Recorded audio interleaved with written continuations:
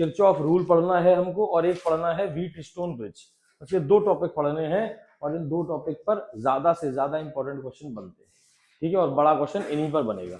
तो देखिए बेटा, पहले बात कर रहे हैं बेटा हम किरचॉफ का पहले जंक्शन रूल। जंक्शन रूल क्या कहता है? बड़ा सिंपल सा स्टेटमेंट है कि द टोटल करंट लीविंग या entering at the junction is always equal to the total current leaving the junction. मतलब जंक्शन पर किसी भी प्रकार का करंट नहीं बचता है। करंट कितना होता है? 0।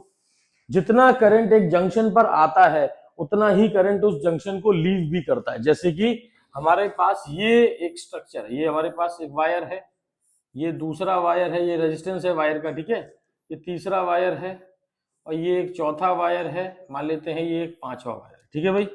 अब हमारे पास अलग अलग करंट दिखाई दे रहे हैं। ये हमारे पास जो पहला है इसमें करंट आ रहा है I1, इसमें करंट आ रहा है I2, इसमें करंट आ रहा है I3, इसका करंट है I4 और इसका करंट है I5। तो पहले आपको ये देखना है कि करंट कितना जंक्शन में आ रहा है। कौन कौन सा करंट आ रहा है जंक्शन में? I1 आ रहा है, I2 आ रहा है और I5 आ रहा है। सब अंदर की तरफ जा रहे हैं। ये पॉइंट है बेटा जंक्शन। ये क्या है? जंक्शन। तो भाई total current entering at a junction मतलब I1 plus I2 plus I5, ये सब जंक्शन में जा रहे हैं और लीव कौन कर रहा है? ये एंटरिंग हो गया, ये करंट जंक्शन में अंदर जा रहा है। और बाहर कौन कौन सा जा रहा है? I4 और I, तो आपने बोला I3 प्लस का I। तो अगर आप एक तरफ लेकर के आओगे तो आप ऐसे लिख सकते हैं I1 प्लस I2 माइनस का I3 माइनस का I4 प्लस का I5 इज इक्वल टू, आप ऐसा भी लिख सकते हैं summation of I equal to कितना होगा? 0। कहां पर? Eight junction. जंक्शन पर सारे करंट्स का सम कितना हो जाएगा? 0। सिंपल बात है बेटा। तो the total current entering at a junction is always equal to the total current leaving that junction. ये बिल्कुल बेसिक ही है, आपने पहले भी पढ़ा था। जैसे कि हमारे पास ये एक पैरेलल सर्किट है, मान लीजिए ये एक पैरेलल सर्किट है, तो आप क्या ये नहीं करते थे कि यहाँ पर ये सर्किट से जुड़ा हुआ है, एक बैटरी से लगा हुआ है पार्ट, तो आप इसको ऐसे लिखते थे रेजिस्टेंस है R1, ये रेजिस्टेंस है R2, ये करंट जा रहा है मान लेते हैं I, तो आप इसको 2 हिस्सों में डिवाइड कर देते, इसको बोलते थे I1 और ये कितना होता था? तो ये I1 I2 किसके बराबर होता था? I1 plus. तो क्या ऐसा नहीं हो रहा है कि ये करंट जंक्शन पर जा रहा है और ये जंक्शन से दूर जा रहा है? ये तो हो रहा है। टोटल करंट किसके बराबर है? जितना जंक्शन पर आ रहा है उतना ही जंक्शन पर से जा रहा है। क्लियर होगा बेटा? तो I इक्वल टू कितना होता था? I1 प्लस I2 होता था। तो सेम बस वही चल रहा है यहाँ पर भी, ठीक है। किरचॉफ का पहला रूल। दूसरा है बेटा किरचॉफ का सेकंड रूल, जिसको हम लूप रूल बोलते हैं। लूप रूल में क्या का मतलब क्या है कि एक लूप के अंदर करंट और रेजिस्टेंस का प्रोडक्ट हमेशा 0 के बराबर होगा या उसके अंदर लगे हुए ईएमएफ के बराबर होगा। अगर आप ईएमएफ को भी साथ ले लेते हैं तो 0 के बराबर होगा, ठीक है। तो the product of current and resistance in a loop is always equal to 0।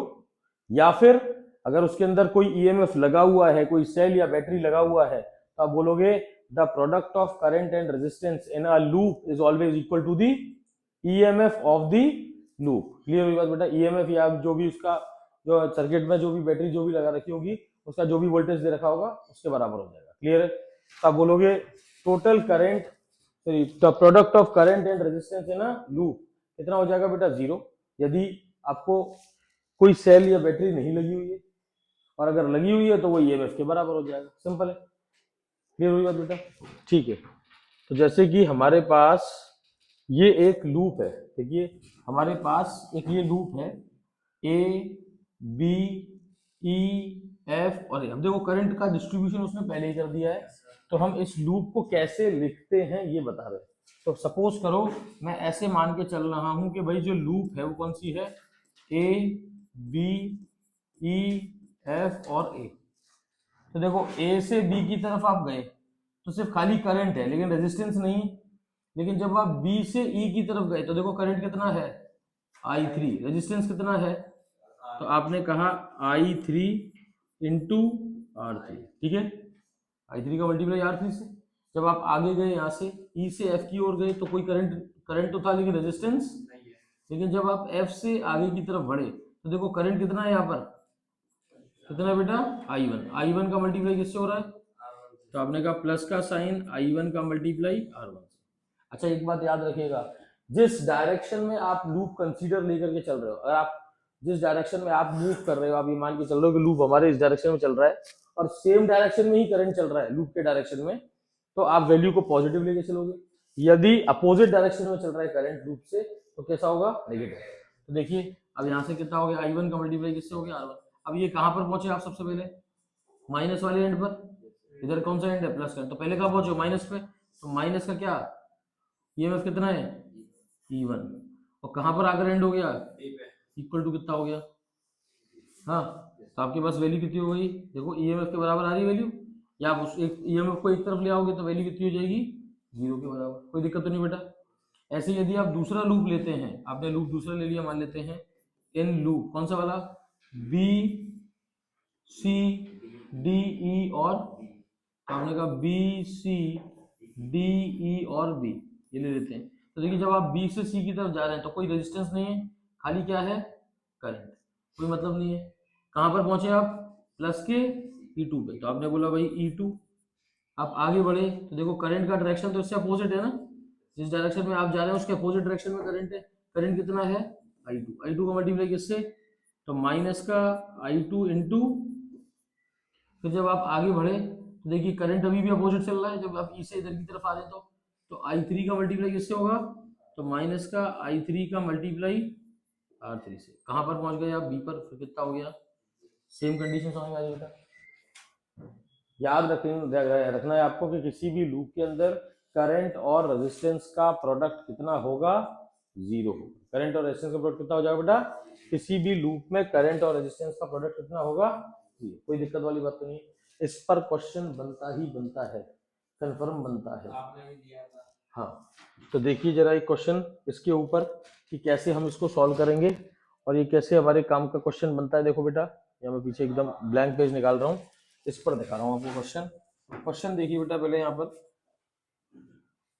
हमारे पास ये एक सर्किट है, ये है बेटा पॉजिटिव और ये नेगेटिव, हमारे पास एक सेल लगा हुआ है, ये इसका रेजिस्टेंस है। यहाँ पर मैंने एक और वोल्ट सेल लगा दिया है, यहाँ पर एक और बेटा मैंने यहाँ पर क्या लगाया है, ये 3 अलग अलग सेल लगा रखे हैं और सबके पास अपने अपने रेजिस्टेंस भी दे रखे हैं।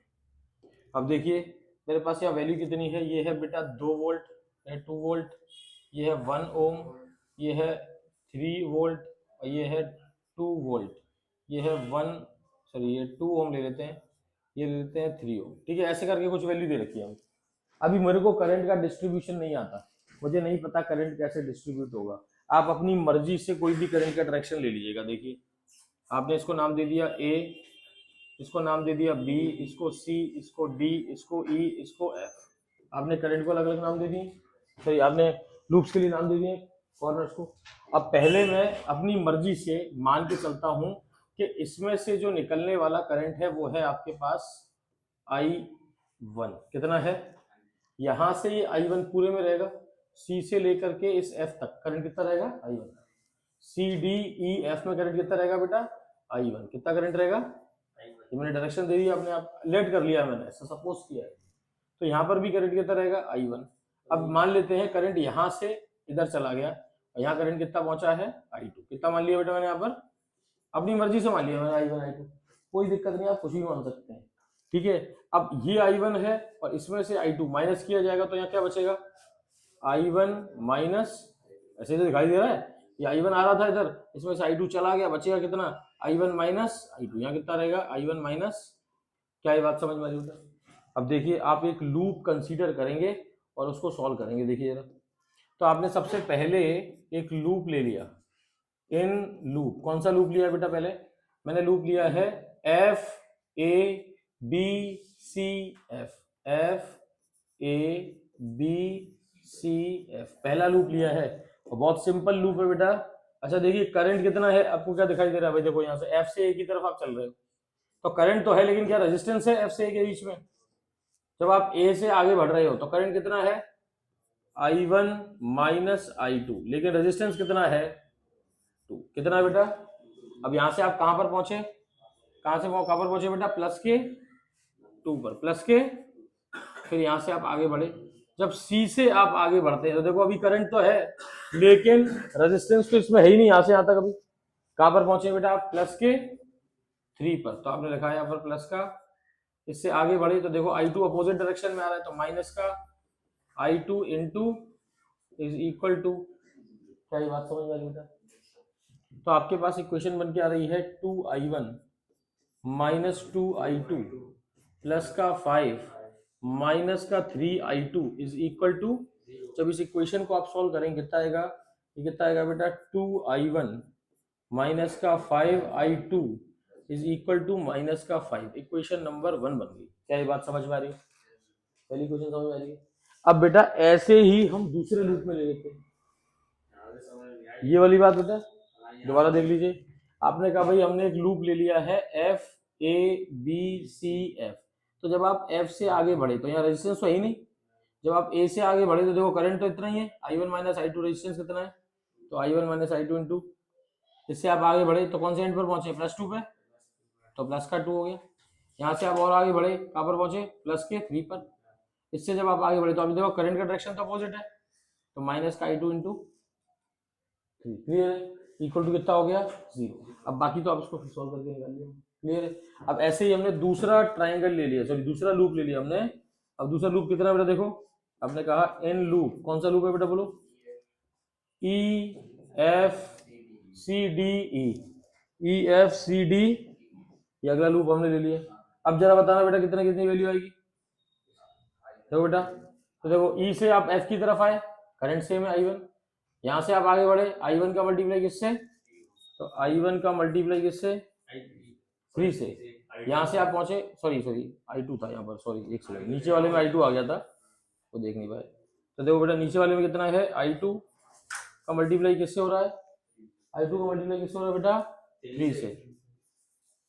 आप आगे बढ़े यहाँ पर माइनस वाले एंड पर पहुंचे तो माइनस का 3, यहाँ से आप आगे बढ़े देखो ये वाली वैल्यू कितनी है बेटा, I1 का मल्टीप्लाई किससे हो रहा है, तो I1 का मल्टीप्लाई हो रहा है 1 से, I1 का मल्टीप्लाई किससे हो रहा है बेटा 1 से, किससे हो रहा है 1 से, आगे पहुंचे माइनस के 2 इज इक्वल टू कितना हो गया, सॉल्व करेंगे कितना आ गया देखो, I1 प्लस का 3I2, और ये कितना हो गया माइनस का 5, किधर जाकर क्या हो गया प्लस का 5। इक्वेशन हो गई सेकेंड। देखो पहली इक्वेशन ये रही, दूसरी इक्वेशन हमारे पास है, इसको सॉल्व करके I1 और I2 आसानी से आ जाएगा। देखो करके देख रहे हैं इस वैल्यू को हम लोग I1 I2 कैसे कैलकुलेट कर पाएंगे इसमें, देखिए तो हमारे पास पहली इक्वेशन कितनी है बेटा, पहली है 2I1 माइनस का 5I2 इक्वल टू -5, जबकि दूसरी इक्वेशन कितनी है I1 प्लस का 3I2 इक्वल टू +5। देखो बेटा एक काम करते हैं 2 का मल्टीप्लाई कर देते हैं इधर, तो क्या हो गया ये 2I1 माइनस का 5I2 equal to minus, multiply करिए 2I1 प्लस का 6I2 इक्वल टू कितना आ गया 10। बेटा सॉल्व करने पे जब आप इसको माइनस करेंगे, इसको माइनस करेंगे, इसको भी माइनस करेंगे, कट जाएगा, माइनस का 11I2 इक्वल टू माइनस का 15, तो माइनस से माइनस कैंसिल, और I2 की वैल्यू आपके पास कितनी आ गई बेटा 15/11 एम्पियर। क्या ये बात समझ में आ रही बेटा, I2 की वैल्यू कितनी आ रही है 15/11। अब I2 की वैल्यू आ गई, तब I2 आ गया तो आप यहाँ पर पुट करके I1 निकाल सकते हैं। देखिए कितना है बेटा हमारे पास I1, देखिए बेटा I1 कितना आएगा हमारे पास, देखो 2, दिख रहा है कि नहीं दिख रहा होगा, ये कलर तो बहुत ज्यादा डाउन है, एक सेकंड, ठीक है कितना आएगा बेटा बोलो,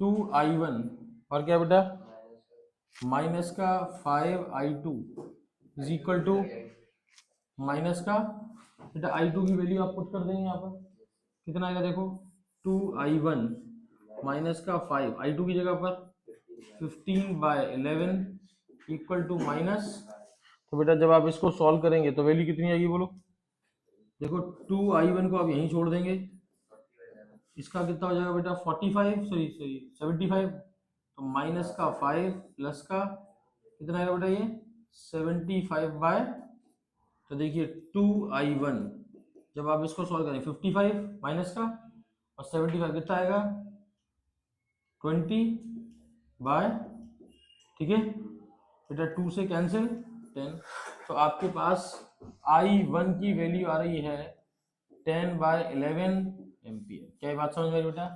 10/11 एम्पियर आपके पास क्या आ गया? I1 आ गया 10/11 एम्पियर, तो दिक्कत तो नहीं है। I1 आपके पास आ चुका है, I2 आपके पास आ चुका है, आपको क्या निकालना है? ये वाली वैल्यू। तो ये वाली वैल्यू कैसे निकलेगी इस वाली लूप में? I1 माइनस I2, तो देखो यहाँ निकाल लो आप I1 माइनस I2। देखना यार I1 की वैल्यू कितनी है? 10/11 और I2 कितना है? 15 सॉल्व करके आंसर कितना आ रहा है? क्या ये आंसर सही आ रहा है? माइनस का 4/11। डायरेक्शन गलत है, इसका मतलब डायरेक्शन जो हमने ली थी F से A से B, B से C, ये नहीं होगी डायरेक्शन। एक्चुअल डायरेक्शन क्या होगी? इसकी अपोजिट होगी। क्या होगी बेटा? ये इसकी एक्यूरेट डायरेक्शन होगी। क्या ये बात समझ में आई बेटा? माइनस साइन बस यही इंडिकेट कर रहा है कि जो आपने डायरेक्शन ली है वो आपको रिवर्स करनी पड़ेगी, बस और कुछ नहीं। बात समझ में आ रही बेटा? क्लियर है? तो हमारे पास इस तरीके से किरचॉफ रूल लग जाएगा और किरचॉफ रूल लगा के हम आसानी से इस वैल्यू को कैलकुलेट कर पाएंगे, कोई दिक्कत वाली बात तो नहीं है। ठीक है, एक और इसमें देख लीजिए, that is called Wheatstone bridge. Important part है, वो भी आपको क्लियर करना है। यहां तक समझ में आ रहा है? तो देखिए बेटा जरा, व्हीटस्टोन ब्रिज, मीटर ब्रिज तो बेटा, तो देखिए पहले हम बात कर रहे हैं बेटा व्हीटस्टोन ब्रिज। बेटा कुछ भी नहीं है, व्हीटस्टोन ब्रिज एक अरेंजमेंट है। चलो एक काम करते हैं, मैं इसको यहीं अलग से ही दिखा दे रहा हूँ आपको, एक ब्लैंक पेपर पे ही कर रहे हैं इसको। देखो एक ब्लैंक पेपर भी देखो इसको,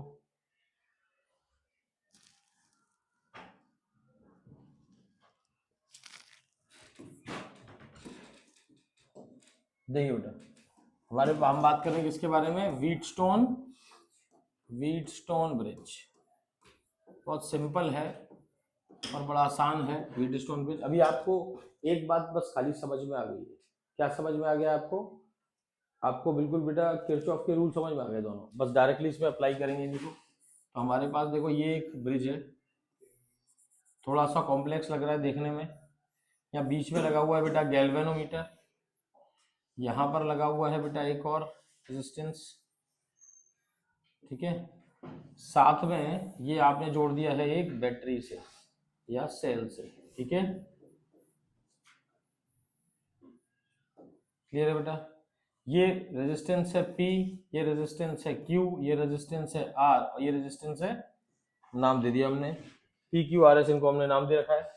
अब देखिए बेटा इस पॉइंट को हमने नाम दे दिया है A, इसको दे दिया है B, इसको दे दिया है C, इसको दे दिया है D। कोई दिक्कत नहीं, सिंपल सी बात समझो। व्हीटस्टोन ब्रिज एक अरेंजमेंट है, कोई डिवाइस नहीं है, एक सिर्फ खाली क्या है, एक अरेंजमेंट है चार रेजिस्टेंस का।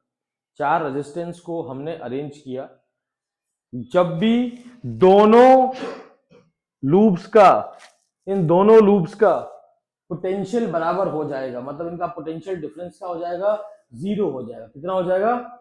इस पूरे लूप का पोटेंशियल और इस वाले लूप का पोटेंशियल डिफरेंस क्या हो जाएगा, जीरो हो जाएगा। ऐसी कंडीशन में ब्रिज बैलेंस हो जाएगा। क्या हो जाएगा बेटा? और जब भी ब्रिज बैलेंस हो गया, इसका मतलब इस वाले साइड का रेजिस्टेंस और इस वाले साइड के रेजिस्टेंस का रेशियो, और ये वाले साइड का रेजिस्टेंस और ये वाले साइड का रेजिस्टेंस का रेशियो क्या होगा, बराबर होगा। मतलब P/Q R/S के बराबर होगा। क्या ये बात समझ में आ रही बेटा? देखो इस बात को प्रूफ करना बहुत आसान है, बस एक बात दिमाग में रखनी है कि गैल्वेनोमीटर क्या हो जाता है, इसमें बैलेंस कंडीशन में कोई भी डिफ्लेक्शन शो नहीं करता है, और जब कोई डिफ्लेक्शन शो नहीं करेगा तो गैल्वेनोमीटर में करंट कितना पहुंचेगा, जीरो। कितना पहुंचेगा? तो पहले हम एक काम करते हैं, जरा देखो करंट का डिस्ट्रीब्यूशन देख लेते हैं। जरा देखिए बेटा, यहां से मान लेते हैं करंट आया I, यहां से करंट निकल करके आया है I, ये करंट दो हिस्सों में डिवाइड हो गया। ये करंट I जो है दो हिस्सों में डिवाइड हो गया, I1 में और I2 में, है ना। ये करंट I2 यहाँ पर और आगे तक पहुंचा, ऐसे ये यहाँ सॉरी I1 यहाँ तक आगे और तक पहुंचा। यहाँ पर बेटा कितना पहुंचा बेटा? देखिए गैल्वेनोमीटर में मैंने लेट कर लिया करंट कितना पहुंच रहा है, I3। तो अगर करंट I1 में से I3 वाला पार्ट यहाँ चला गया तो बचेगा कितना, यहाँ पर I1 माइनस, यहाँ पर भी कितना पहुंचेगा, I1 माइनस सेम यहाँ पर I2 आया और यहाँ से चल करके इधर आ गया ये I3। क्यों? क्योंकि ये यूनी डायरेक्शनल डिवाइस है, पॉजिटिव नेगेटिव फिक्स होते हैं इसके। तो यहाँ पर बेटे देखो I3 इधर आ गया, सेम I3 इधर आ गया, तो यहाँ पर भी कितना पहुंचेगा I2 प्लस, यहाँ पर भी कितना पहुंचेगा I2 प्लस। क्या ये बात समझ में आ रही बेटा? हाँ बेटा, एक सिंपल प्रॉपर्टी कहती है कि किसी लूप में करंट और रेजिस्टेंस का प्रोडक्ट कितना होगा, किरचॉफ रूल कहता है ना ये। तो करंट और रेजिस्टेंस का प्रोडक्ट कितना होगा बेटा? तो देखिए बेटा, मैंने पहला लूप ले लिया, बहुत सिंपल सा पहला लूप है इन लूप। कौन सा वाला बेटा? ए बी सी ए। पहला लूप कौन सा लिया है? ए बी सी ए। कौन सा लूप लिया बेटा? ए बी सी ए। हाँ भाई, तो ये लूप लिया बेटा हमने पहला ये। तो करंट कितना है हमारे पास? I1, रेजिस्टेंस कितना है P।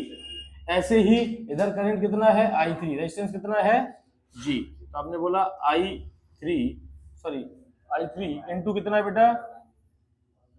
बेटा जब आप यहां से यहां पहुंचे और वापस से C से A की तरफ गए तो आपने देखा करंट का डायरेक्शन तो ये, इसका डायरेक्शन क्या है? तो आपने क्या बोला यहाँ पर? I2 into Q is equal to कितना? 0। कोई दिक्कत वाली बात तो नहीं है। I2 इंटू कितना हो जाएगा बेटा? ये Q कितना हो जाएगा बेटा? 0। क्लियर हुआ बेटा? अच्छा, आपको एक बात पता है कि जब ब्रिज बैलेंस होता है तो गैल्वेनोमीटर में करंट कितना होगा? 0। और गैल्वेनोमीटर में करंट कौन सा जा रहा है? I3 की वैल्यू कितनी हो जाएगी? 0। कब होगी बेटा 0? For balanced wheat stone bridge. जब ब्रिज बेटा बैलेंस हो जाएगा तो उस कंडीशन में हम ये वाली वैल्यू लगा देंगे। I3 को क्या कर देंगे? 0। तो I1P माइनस का I2Q इज इक्वल टू, तो I1P इज इक्वल टू कितना आएगा? I2, तो P अपॉन Q कितना आएगा? I2 अपॉन में। क्या ये वाली बात समझ में आ रही है? हाँ, ऐसे ही अब जब दूसरा वाला लूप लेते हैं, आपने कहा ये वाला लूप नहीं लेना, दूसरा लूप लेंगे। कौन सा लूप लिया आपने? आपने कहा देखिए भाई एन लूप, कौन सा लूप लेते हैं? दूसरा वाला लूप कौन सा बोलो?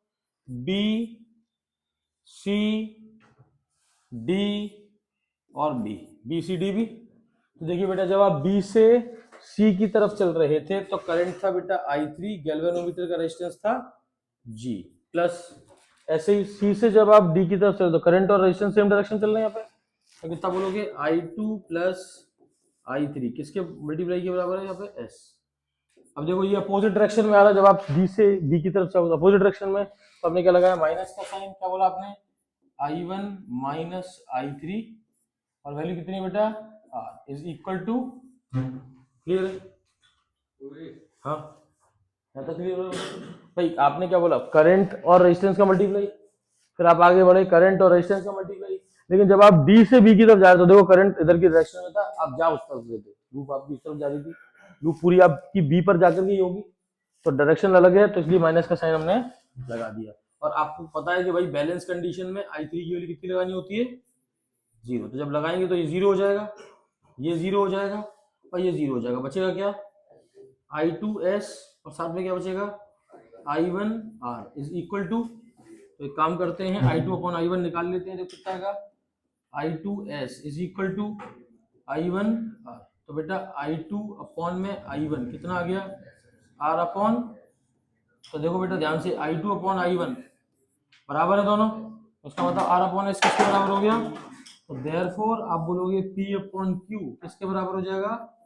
R अपॉन S के। तो जब भी बेटा ब्रिज बैलेंस कंडीशन में होगा मतलब P अपॉन Q की वैल्यू R अपॉन S के बराबर आएगी।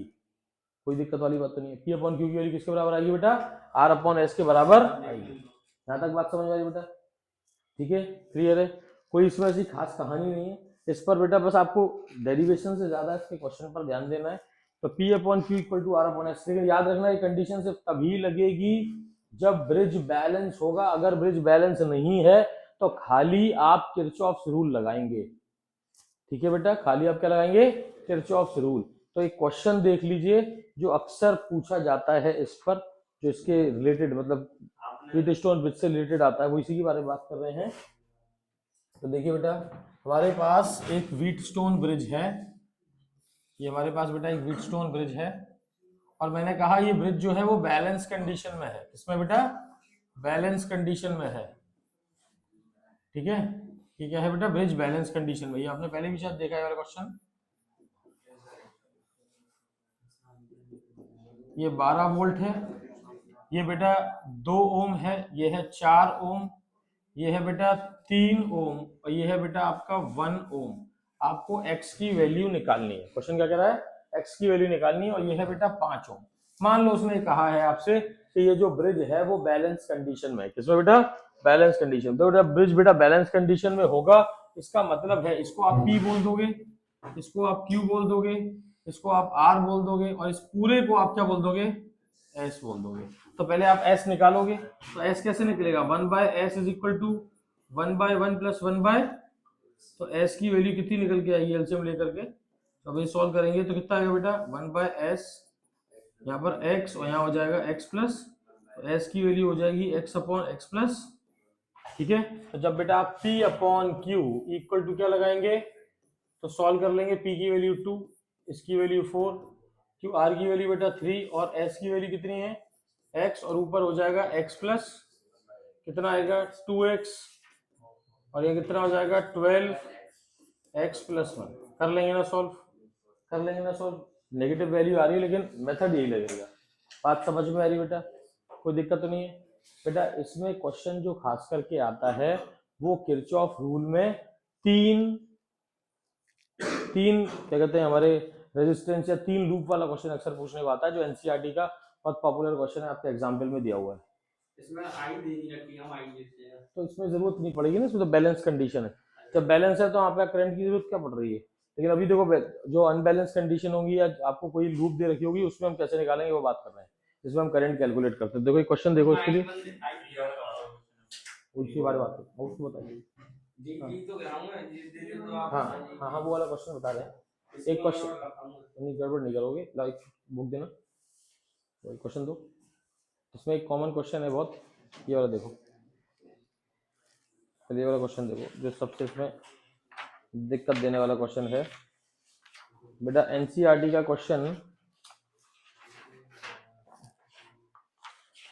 पीछे दिया हुआ था नोट्स में, कहाँ गया वो।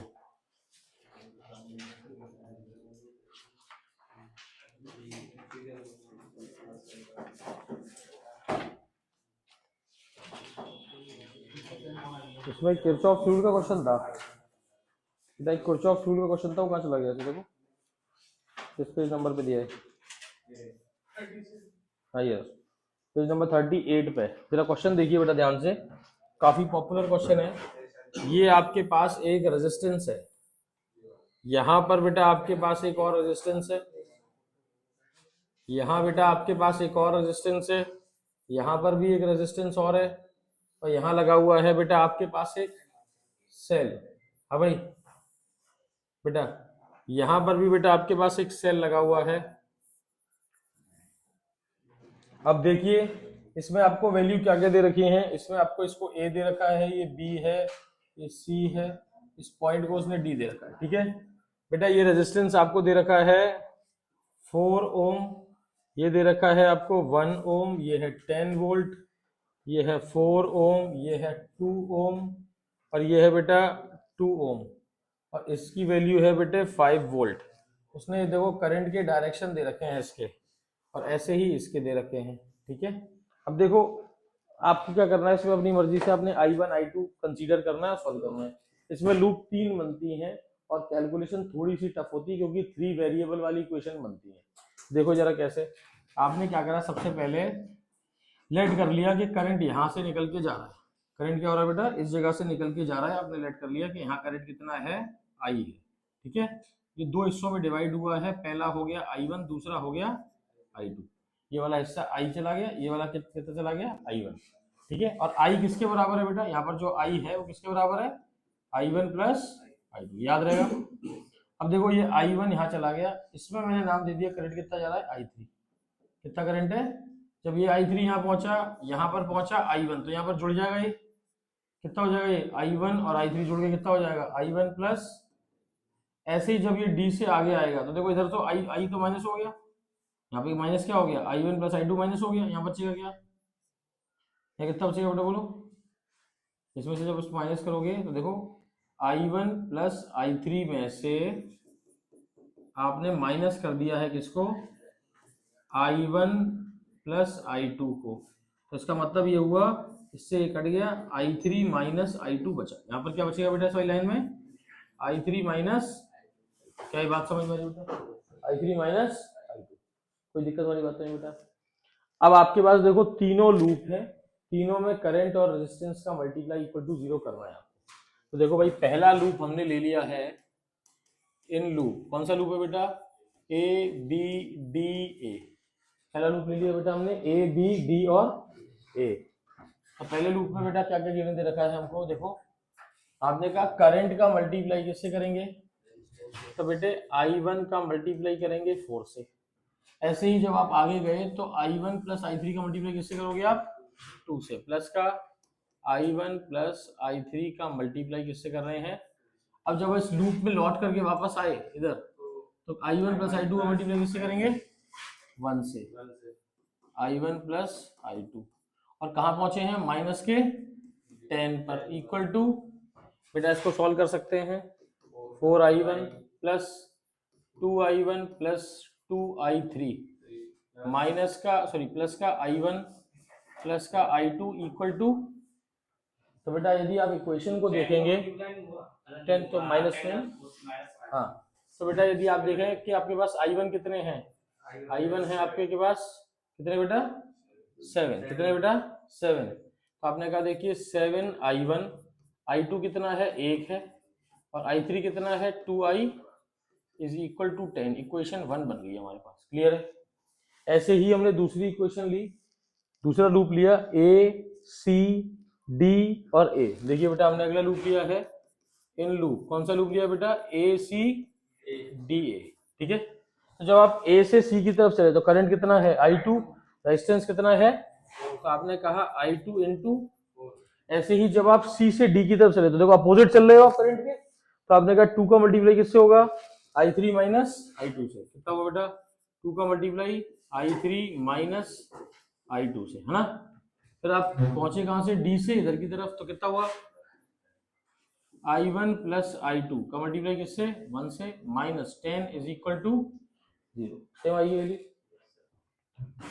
4I2 2I3 minus 2I2 plus का I1 प्लस का I2 इज इक्वल टू कितना आ रहा है बेटा, तो देखिए बेटा I1 कितना है, I2 कितना है, कितना है बेटा, माइनस प्लस का कितना आएगा ये 3, और ये कितना आएगा 2I इक्वल टू 10। क्या ये इक्वेशन भी समझ में आ गई। और तीसरी इक्वेशन हमारे पास जो तीसरी लूप है बी डी सी और वापस से बी, तो आपने तीसरी लूप ले ली इन लूप बी सी डी और सॉरी बी डी, एक सेकेंड, बी डी सी और बी, ठीक है भाई।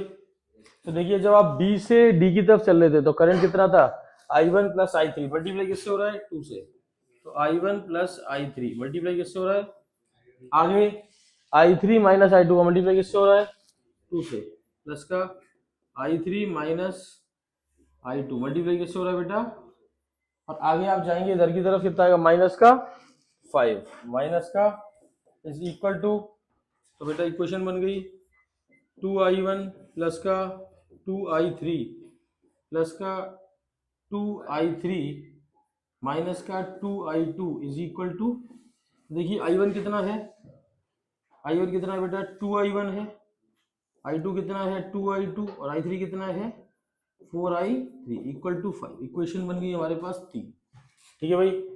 3 वेरिएबल इक्वेशन है, मतलब 3 इक्वेशन है, जब आप इन तीनों को सॉल्व करोगे तब आपके पास I1 I2 और I3 की अलग अलग वैल्यू आएगी। इनको प्लस नहीं कर सॉल्व करके बता रहे हैं, पहले यहाँ तक समझ में आ गया, इक्वेशन समझ में आ गई कि कैसे निकलेंगी।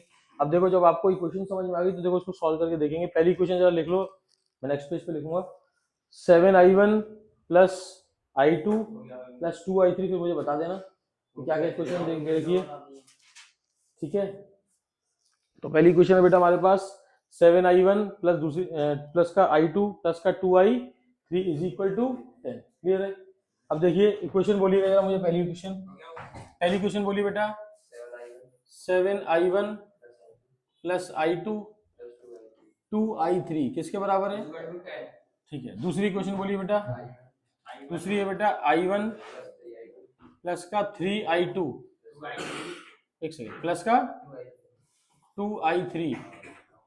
देखो बेटा, इसको सॉल्व करने का सिंपल तरीका, आप डायरेक्टली इन दो ही क्वेश्चनों को पहले लिख रहे हैं, माइनस माइनस माइनस सब्ट्रैक्ट कर रहे हैं इनको, ये कट जाएगा। अब दो वेरिएबल में बचेगी क्वेश्चन, कितनी बचेगी बेटा? 6I1। जरूरत नहीं, पहले दो को ले लेते फिर दो को ले लेंगे। इसको कितना आएगा बेटा बोलो? माइनस का 2I2 इक्वल टू 0 हो जाएगा ना, कट गया। यहाँ पे 2I3 था ना, इधर क्वेश्चन देख लेना, सही होनी चाहिए। तो 6I1 is equal to 2I2, cut गया बेटा, कितना आया? तो I2 की वैल्यू आ गई 3I1। इक्वेशन आ गई दोनों के लिए, I2 और I3 के बीच में रिलेशन आ गया। अब हमारे पास एक और इक्वेशन है, उसको भी बेटा हम I1 I2 के टर्म्स में निकालेंगे। बोलिए इक्वेशन क्या थी? लास्ट वाली इक्वेशन बोलिए बेटा। कोई नहीं, लास्ट वाली इक्वेशन देख लो क्या थी। 2I1 माइनस का 2I2 प्लस का 4I3 इक्वल टू, तो देखो क्या था, 2I1 माइनस का 2I2, कुछ टच हो रहा है क्या? कुछ टच हो रहा है क्या, देखना। ठीक है, चलिए देखिए, तो 2I2 उसके आगे बेटा क्या था, प्लस का 4I3 इक्वल टू कितना? 5। ठीक है, अब बेटा इधर देखिए, हमारे पास इनमें से कोई भी एक इक्वेशन उठा लो। कितनी बेटा हमारे पास? I1 प्लस का 3I2 प्लस का 2I3 इज इक्वल टू 10। बेटा इसको इसके बराबर करने के लिए 2 का मल्टीप्लाई किया, कितना आ गया? 2I1 है ना, और कितना है बेटा? माइनस का 2I2 प्लस का 4I3 इज इक्वल टू, इसको सॉल्व करो, 2I1 प्लस का 6I प्लस का 4I3 इज इक्वल टू, बेटे सॉल्व करोगे तो माइनस माइनस माइनस और यहाँ पर भी माइनस, ये कट गया और ये भी कट गया, बचा कितना? माइनस का 8I2 और इसका कितना आ गया? माइनस का, तो आपके पास I2 की वैल्यू आ गई 15/8। आ गई बेटा 15/, I2 आ गया तो देखो बेटा I1 भी आ जाएगा, तो I1 15/8 is equal to 3I1। इससे कटा कितना आ गया? I1 आ गया कितना? 5/8। देखो बेटा I1 आ गया है, I2 आ गया है, तो किसी भी क्वेश्चन में पुट करके आप I3 को भी निकाल पाओगे। क्या ये बात समझ में आ रही है बेटा? क्या ये बात समझ में आ रही है? क्लियर है बेटा? इस टाइप का क्वेश्चन अक्सर आता ही है इसमें। ठीक है, अभी इसमें एक और पार्ट आ जाता है, जैसे कि अभी आप बोल रहे थे कि सर बीच का पोटेंशियल डिफरेंस नहीं मिल पा रहा है, समझ नहीं आता है, तो उसमें कोई दिक्कत नहीं। सबसे पहला काम आपका है कि आपको हर एक आर्म में करंट निकालना है। करंट निकालने के बाद जो भी रेजिस्टेंस दिया हुआ है उस आर्म का, उससे मल्टीप्लाई कर दो, हर बार आपको पोटेंशियल डिफरेंस मिल जाएगा। फॉर एग्जाम्पल, अब मेरे को कोई पूछ रहा है कि भाई एक बात बताओ, जनरली क्वेश्चन क्या था कि ए और बी के बीच में निकालो पोटेंशियल डिफरेंस, ये तो बोलेगा ए और बी के बीच का बताओ क्या पोटेंशियल डिफरेंस कितना होगा। तो देखो आपको क्या, किसकी वैल्यू चाहिए? I1 की। किसकी चाहिए? और I1 अभी आपने निकाला है, कितना निकला था I1 कितना निकला था? 5/8। तो अगर कोई मुझसे बोलेगा VAB निकालो, तो क्या बोलूंगा? I1 इंटू कितना है? 5/8 इंटू कितना आंसर आ गया, मतलब कितना आ गया? 2.5 वोल्टेज दिखाएगा इन दोनों के बीच में। बात समझ में आ रही बेटा? इसमें कोई दिक्कत वाली बात है ही नहीं। समझ में आ रही बात बेटा? अगर मान लो बोलता कि ए और सी डी के बीच में बताओ, तो कोई दिक्कत नहीं, आप लिख देते ए डी के बीच का पोटेंशियल डिफरेंस। तो बेटा करंट कितना है हमारे पास? I1 प्लस I2 कितना है? और 10 पहले से भी है इसमें, तो आपने बोला देखो 10, और साथ में बेटा कितना है हमारे पास? I1 प्लस I2 कितना होगा? I1 प्लस I2, ये देखो जोड़ो, इन दोनों का टोटल कितना आएगा बोलो, इसको इसको जोड़ो, कितना आएगा? 20/, ये तो आएगा, काट लो इसको, 10/4 और काटो इसको 5/, तो 5/2 का मल्टीप्लाई कर दोगे आप इसका, प्लस का 1 इंटू 5/, तो आंसर कितना आएगा? 12.5। कोई दिक्कत तो नहीं है? अगर वो बोलता है कि ए और सी के बीच का पोटेंशियल डिफरेंस निकालना है, तो क्या बोलोगे बेटा? I2 की वैल्यू अभी कितनी थी? I2 की वैल्यू कितनी? 15/8। तो आपने बोला I2 इंटू कितना हो गया? 15/8 इंटू 4, कैंसिल करो, कितना आ गया? 7.5 वोल्ट। क्या ये बात नहीं समझ में आ रही? निकाल पाओगे ना? अब आपको वो किसी के भी बीच में निकालने के लिए बोल दे, आप निकाल पाओगे आसानी से, कर पाएंगे बेटा? मेथड समझ में आ रहा है? कोई तकलीफ वाली बात? मान लो इसमें वो बोल दे कि बी और सी के बीच में निकालो, तो देखो आपको I1 पता है, I3 पता है, यहाँ पर वैल्यू लगाओगे सॉल्व कर लोगे। अब देखो यहाँ एक चीज और देख लेना, कि देखो करंट का डायरेक्शन किधर चल रहा है, कर लेंगे नहीं कर लेंगे बेटा? नहीं आया? ये वाली वैल्यू 10 और ये कितना आएगा 2.5, कितना आएगा 12.5। बात समझ में आ रही बेटा? बेटा नहीं आया? क्लियर हो रहा है बेटा? यहाँ तक रिवाइज करना, कल है आपका टेस्ट। पोटेंशियल डिफरेंस वाला नहीं, पूरा पोटेंशियल इसमें बेटा, इसमें कुछ नहीं, पोटेंशियल डिफरेंस में करंट का मल्टीप्लाई खाली कैसे करना है रेजिस्टेंस से, ठीक है? जो भी आपका करंट निकल के आ रहा है। फिर से सुन लो, कल टेस्ट की तैयारी बराबर करके आनी है, ठीक है? कल कोई भी ढिलाई नहीं होनी चाहिए, ठीक है? और एक मिनट जरा रुक जाएं।